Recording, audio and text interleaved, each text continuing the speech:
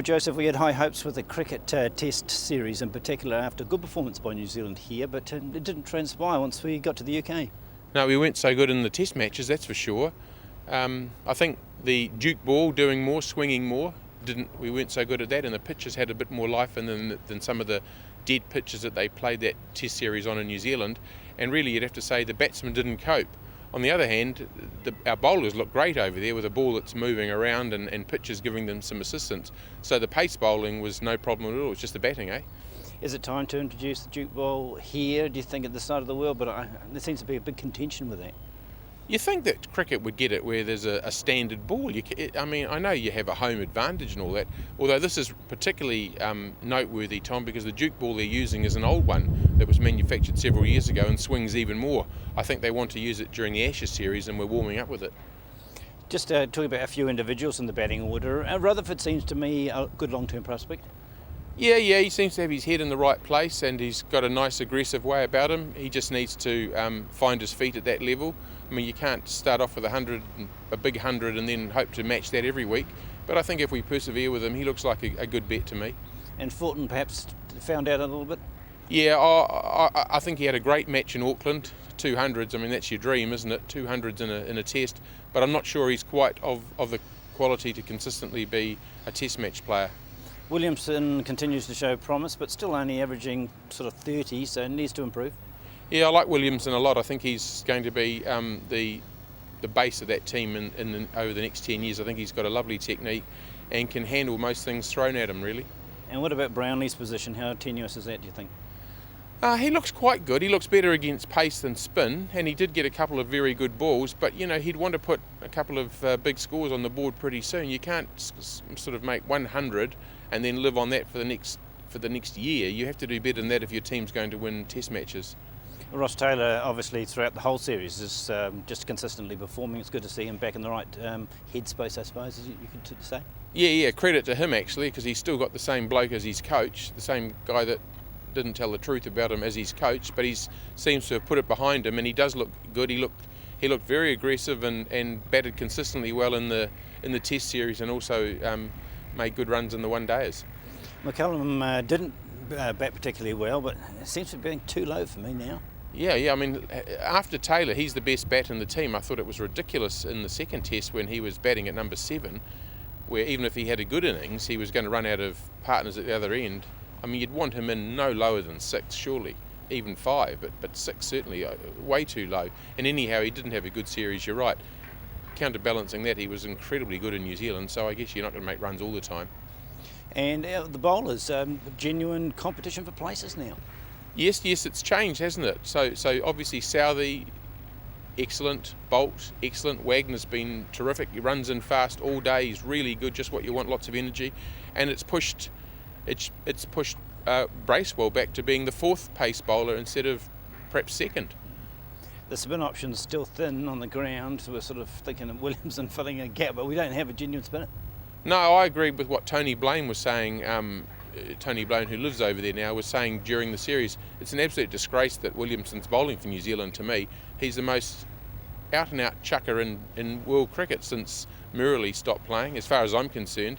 And I couldn't believe they went into the second test and he was our frontline spinner when they had Jeetan Patel just along the road playing county cricket and he'd just taken a 5-wicket bag. It seems to me that Jeetan is being punished for backing away when Steyn was bowling straight at his head in South Africa earlier in the year. He hasn't really succeeded though, has he, Patel? He's had numerous chances. He doesn't run through a side. No, I think he's okay actually. I don't think he's the best spinner that ever lived, but I think he's pretty good. I mean, you have to think that for 7 or 8 years he was vying with Vettori, who a lot of the time was the captain, and so he never got the right end, never got to bowl if Vettori wanted to bowl. If there was one spinner played, it was always Vettori. So I don't think it's been an easy test career for Patel, and I think he's improved as a bowler, and he certainly would have been, I would have picked him in that second test. Todd Astle's a forgotten man, isn't he? Yeah. I thought he was so good in Sri Lanka, I thought they should have kept picking him and tried to develop his leg spin a bit, because the leg spin gives you a real option, a wicket-taking option. And to the one-day series, a completely different side. Guptill doesn't look like he could hit the ball off the block in the test matches. 300 not out in total so far after 2 games.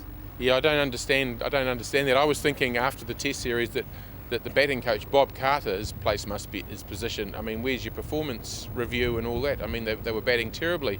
Suddenly he'll be walking around with his chest out, thinking he's the greatest batting coach in the world. It is remarkable. It's the movement of the ball, isn't it? If it's on a flat deck, Gup to go and hit it. Anything other than that, he struggles. Yes, I think it's playing late, learning how to play really late, not make your decision too early in the ball's flight. It's a different sort of skill. But a great setup for the trophy, Champions Trophy, coming up to have two convincing wins, and they were good wins. Yeah, that Champions Trophy is quite cutthroat, so you wouldn't want to have one bad match during that competition. It's the last one, I see. So is this the phasing out of one-day cricket, perhaps? Yeah, I mean, it was a bit silly, wasn't it, having a Champions Trophy and a World Cup one-day tournament as well. So I thought that was stupid. They liked the Champions Trophy because it brought them in more money, the ICC. But yes, you'd have to say that the writing's on the wall. If they dispense with the Champions Trophy, is the World Cup one-day tournament, is that next? McClenaghan, just looking at him, isn't it another bowling option? Do you think he'll make the step up to longer form? Yeah, I think he's really got some hostility about him. I like his aggression and attitude, so he's definitely going to be an asset for New Zealand as long as he can stay injury-free. And McCullum's captaincy, what's your assessment of that after a couple of series so far? Still think he's really good. I think he's out-captained Cook again. It's just that the batting was so poor in the Test series that there's not much you can do. When you can't score 200 and you're relying on your 9, 10, 11 to get you over 150, you're not going to win many Test matches. But I thought his field placing was terrific. He was always looking to put pressure on the opposing batsman. I'd have no complaints about his captaincy. I know you like to predict series outcomes, not always successful. Ever have a go at the Ashes? Oh, I think England at the moment. I mean, you always think Australia will be competitive, but their batting is vulnerable, and that England pace bowling is very good. Also, I think the England batting, especially with Kevin Peterson to come back, is better than anything that Australia can muster. Is it a great English bowling attack? I felt Broad and Finn, they're not Botham and Willis, are they? Not quite. They're not that far off it. I think Anderson's really good, and Finn and Broad are pretty useful, and Swan's excellent. So you've got two very good bowlers and a couple that aren't bad and can take wickets at Test level.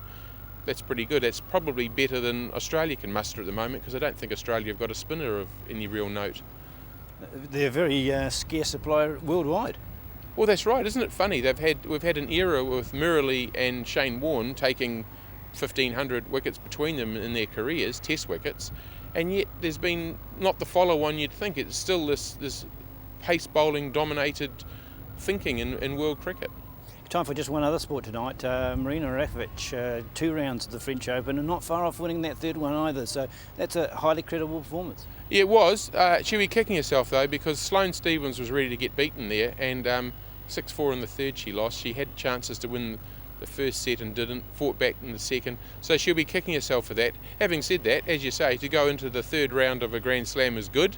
She beat a seeded player along the way, a good player too, and her doubles has been very good. In fact, I feel like her doubles has success over the last month or so is what's kicked her singles back into action, given a bit of confidence and more match time. Was it a big deal about losing the point because of the coaching? I know there was a bit of fuss made about it at the media conference. Well, it's only 1 point, and you think it wouldn't be that important, but you don't know what it does to their state of mind. That's all. It's like when your foot faulted. It affects you for the rest of the match, even though it's only one fault. Do you think she can go any further than this? She's a good battler in the singles, isn't she? I don't think she's got enough breadth to a game. I don't think that she plays the slice and gets into the net and volleys as well as she should. She's a very good volleyer, as you can see from her doubles performances, but I don't think she sets up her singles to exploit that strength. She just basically bangs away from the baseline and therefore is like so many other players on the circuit.